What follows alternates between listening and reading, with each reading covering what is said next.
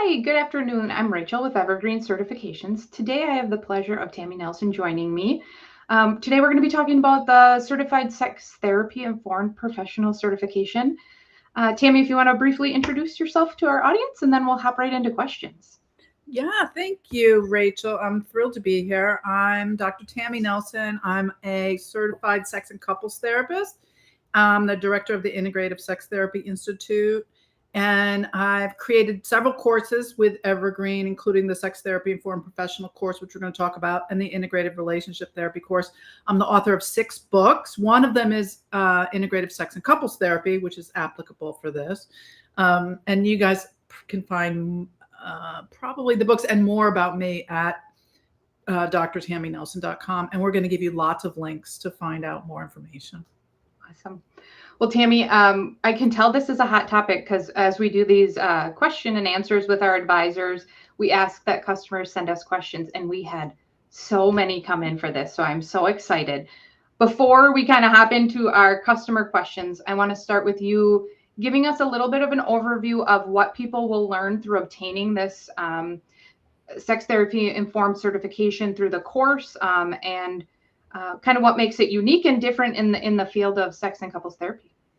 Yeah, so sex therapy informed professional means that you will have the tools and techniques to work with people around sexual issues that are present perhaps in your everyday sessions, whether you work with individuals or couples of all genders and orientations. So things like desire discrepancy or sexual dysfunction or relationship issues, even things like infidelity, what I call betrayal trauma. So it touches on a lot of those issues, and you should leave there with really a toolbox full of interventions and strategies.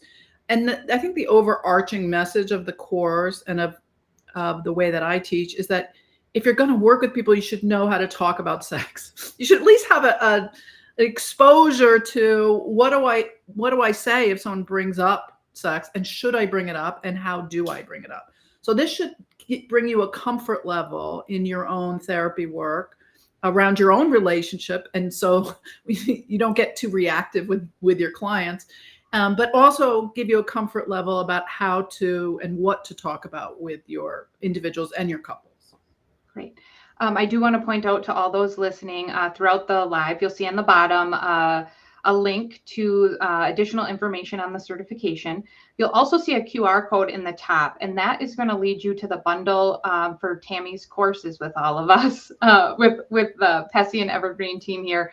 It'll lead you to a bundle that includes both the sex therapy informed training as well as her IRT training. And we'll kind of, throughout this, I think, talk a little bit, dabble in a little bit of both, because obviously sex and couples goes hand in hand a little bit. So specifically for the sex therapy informed professional, part of the requirements is to do 2 hours of group consultation. Mm-hmm. So kind of talk our listeners through what they're going to learn in those sessions, what they're going to discover in those sessions, and why we think it's a good idea to have that as part of that certification standard. So it's actually a good idea to follow up any training with a consult or some ways to learn to apply this into your actual life, whether it's your clinical life, your personal life, or into the future of your work. So to figure out, how am I going to take these tools and align them with my lane, if you will, like the lane of where you are working. So how is this going to apply to the population that I work with? How is this going to apply to like trauma informed clients? Or how am I going to apply this if I work with veterans, or if I work with open relationships? So really, consultation is absolutely necessary, because it's a way to come together after you've taken all the modules, after you've passed the quizzes and the things that you need to do for the academic side, after you've watched me on all the videos and you're tired of listening to me. Then you'll come together with your fellow course mates in one consult session online, and you'll get to meet other people. We create a community and a network, and you'll get a chance to also to ask questions of me directly. Yeah, I'm so excited. I see through the live some people are scanning that QR code. One thing that's really exciting about these course bundles too is that consultation piece you're talking about. That price is wrapped right into the bundle of the training and certification. And so it's and the dates are right there for you to pick a session to sign up. So you kind of go through with that cohort model a little bit, which ease for the participants, right? I like that you pointed out the thought about getting to hear other questions, because inevitably you're probably not going to come across every type of case in your workload right when consultation is happening. So I think there is something to be said about that group, hearing other examples and being able to apply it to past clients or having it in your tool bank for future clients. Mm-hmm. We also require that after 2 years certified, people maintain their certification by taking continuing education. Mm-hmm. Talk us through how rapidly this field is changing and why we think it's really important that people maintain knowledge in this field. I think to guarantee our clients that we are contemporary and up to date with what's really happening in the world, not just the field of psychotherapy and sex therapy, but that we understand sort of modern relationships and what the narratives are in the world, and that, you know, the treatment methodologies are so advanced now, and we are learning so much because we're on the sort of the precipice, the edge of empowering our clients to work through trauma, work through sexual abuse and violence, but also their interpersonal relationship skills that we can help with. I think we've never been called at a more important time to be able to help people with their relationship skills. So whether it's your personal relationship, your narrative with your own sexuality, or with a partner or partners, or just the capacity to interact with other people, you have to stay really current about what the potential is out there as a therapist, not just because it helps your clients, but because it helps us to meet the challenges and the demands of what's actually happening out there. You know, it's not easy right now being a therapist. We are in a really difficult time in the world, on the planet, and burnout risks are really high. So the more training you get, the more apt you are to create a network of other people, and the more confident you are that you can help people to find their own inner wisdom. I think training is one of the things that helps people to feel like they're not overwhelmed or overburdened too. And so it is important to stay up to date, especially around sex and couples therapy, because there are a lot of new things happening all the time in this field that we have to know about. Yeah. So we got a handful of questions related to assessment, diagnostic, things like that, the tools you use. And I just really, again, want to point people back to those bundles where you really go in depth into your assessment tools, your diagnostic tools. You provide resources in those trainings where people can access those things. Anything else you want to point out about those things? I think I'm sure you could spurt off a bunch of tools, but those trainings really in-depth talk to you about, or you talk to the therapist about how to use them and make them meaningful. Yeah, and I have a couple things I think that are important to say about that. One is to not be overly dependent on an assessment tool, because if you give someone an assessment before you meet with them, before you've created trust in the relationship, it's doubtful that they're going to really be transparent about their sexual history. And if you're seeing them for relationship therapy, they're not going to disclose something that they haven't disclosed to their partner. Sometimes it takes a while to really assess what's happening. Sometimes it could take a long time if there's been trauma. So as much as we want to use assessment tools, just be cautious of giving them before you've created a therapeutic relationship. And the second thing is that the assessment phase actually lasts much longer than just the first session when you're asking about a history.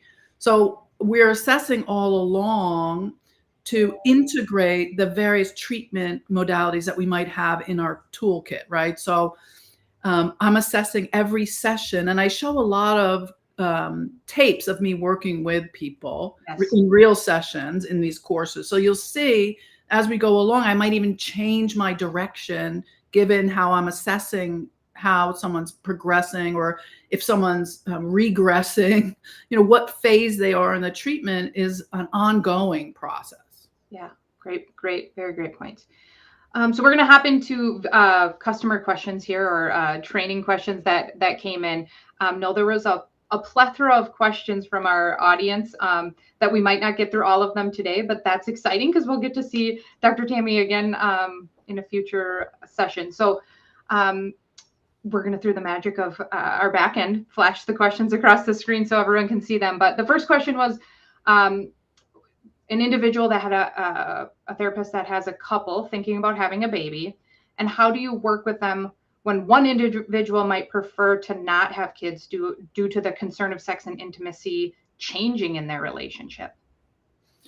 Well, I would absolutely validate that experience and that fear, because it will change the relationship. And so our job is not to tell people that they should or should not have kids, that they should or should not get married, that they should or should not get divorced, that they should or should not have sex, or that they should have a certain type of sex. Like, there is no normal here when it comes to the developmental phases of a relationship.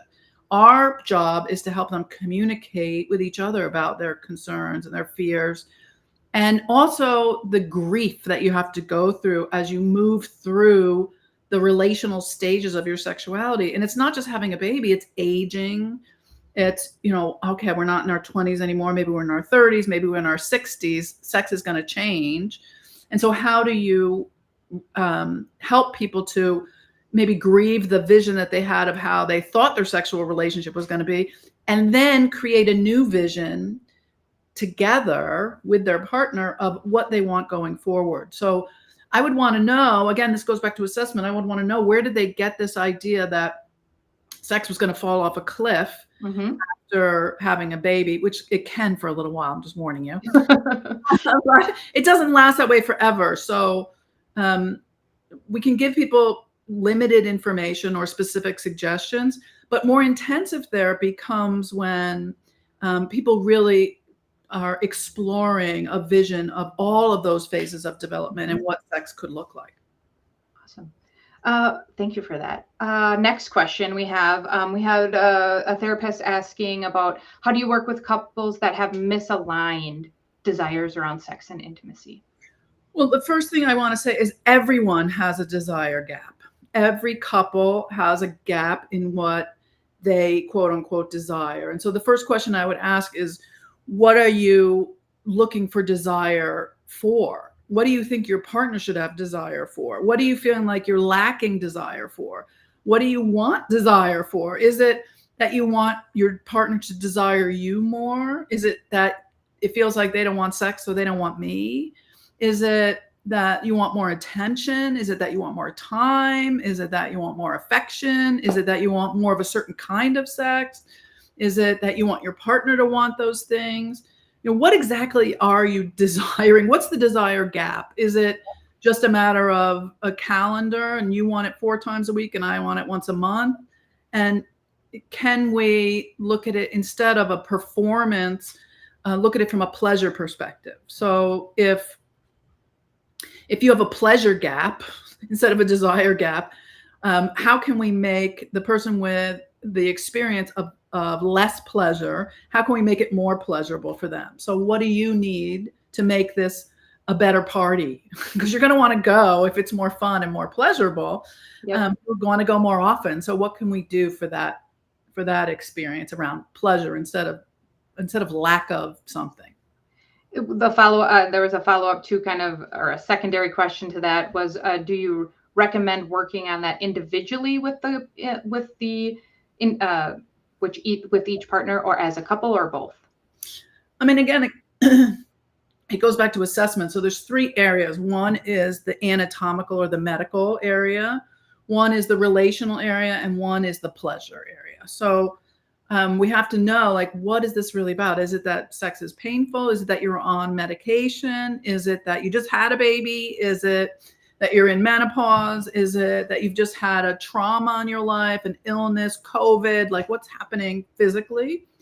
And then if there's stuff going on in the relationship, which there always is, Relationally, is it that there's a big pile of resentment in the middle of the bed that's hard to climb over? Is it, what's happening in the relationship? And that you can work on that individually, but couples therapy is always important.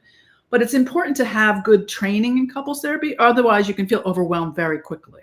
Yes. And that's obviously why we're here. And then the third part is the pleasure part, which we touched on a little bit. Yep, definitely. I think we have one more question that we will have time to get to here. So how would you help couples or start the discussion around couples with difficulty grappling with big decisions? For example, moving, having a baby, and they have differing perspectives on that. Mm-hmm. Well, this goes to my integrative relationship therapy course, which is where I teach people how to pull in all different kinds of types of relationship therapy. And the benefit of that, not to just do a sales job for that course, but the benefit of that is that all of these big decisions, all of these big developmental milestones in a relationship are going to bring up our own issues from our past, from our childhood, what we bring into our relationship, why we chose our partner, all the issues around partner selection, and all of our central nervous system regulation issues. So in other words, how do these things make one partner feel and how do they make the other partner feel? And those reactions are going to trigger the other partner. So just knowing that in and of itself is a standard operating procedure. There's nothing wrong with your relationship. You don't have to trade each other in for someone else. Like these conflicts are meant to bring to the surface the different ways that you deal with conflict. And so it's not so much the conflict in and of itself. It's not the moving or having a baby. It's how you deal with those differing perspectives, how you have that conversation, how you have that communication. Which one is the pursuer, which one is the distancer, which one is the minimizer, which one is the maximizer, which one needs more sex for comfort, which one is avoiding talking about the conversation. Those are the things you work on in the session. We are not the privileged person in the room that has all the answers for everyone. What we can do for people is help them find their inner wisdom in their relationship. What's going to work for them and how can they talk about it together? Because it's going to be different for everybody, right? There's no one size fits all. Absolutely. Okay, so I think we have time for one more. So let's hop into one more. So we had a question that said, can Dr. Nelson clarify the mirror concept in mirror, validate, and emphasize? Should one say the exact thing back to a partner or paraphrase? Mm-hmm. So the mirror, validate, empathize comes from Imago relationship therapy. It comes from the dialogue exercises where you teach partners to listen. It's a sender and receiver dialogical process. So it's active listening. So knowing your couples the way you know them, some people really need to hear back exactly what they said to feel like you're really with me, you're really getting me, and you're not talking about yourself. You're not reinterpreting what I'm saying. So if I'm like, I'm so grateful you're here, and you mirror back, so you're so grateful that I showed up because I'm always the one that makes the appointment. That's not really what I need to feel like you're really with me. But you may be able to say, so you really appreciate that I'm here. It may not have to be exact, but you as the therapist need to understand how people are receiving that information. That it's not about parroting, it's about being present for the other person and really going to their side of the bridge and putting our own triggered feelings behind us and saying, oh, I'm really getting you right now. So how do you help a couple feel like I'm really hearing you and I'm really getting you? And yes, it's corny and stilted and uncomfortable, and it's not how we normally talk to each other. And at the same time, it can feel magical because I don't have to be reactive. I don't have to go, I always make the appointment. I can hold on to my stuff and just talk about your feelings in that moment. It buys me some time and it gets us out of that cycle that I was just talking about, the communication traps that we've been in. Yeah. So, I mean, the worst that can happen is you try it, people don't like it, and they start, improvising a bit, and you see if it works. Yep. Back to the concept of everyone reacts differently to things, right? Mm-hmm. Well, Tammy, I appreciate your time today. We did not get through nearly all of the questions, which, like I said, for our audience and our future viewers, watch for another Q&A with Tammy coming up in the future where we can get to more customer questions. Tammy, other than the link, the URL at the bottom, and the QR code that links to the course, where can our viewers find information on you and what you're doing? Yeah, you can go to drtammynelson.com. So it's drtammynelson.com. I'm happy to connect with you if you want to email me through that. And I'm happy to answer any questions about the courses and consultation, anything that's coming up for you that wasn't answered on today's Facebook Live. And also, I really do encourage people to take these courses because you can transfer them into other sex therapy certifications. So you can keep going in this world. If you're thinking, well, what am I going to do after this? I already took this. There's many paths to certifications and for greater education, which, like I said before, we all need to continue our training. Absolutely. Well, we thank you so much for your time today, Tammy. And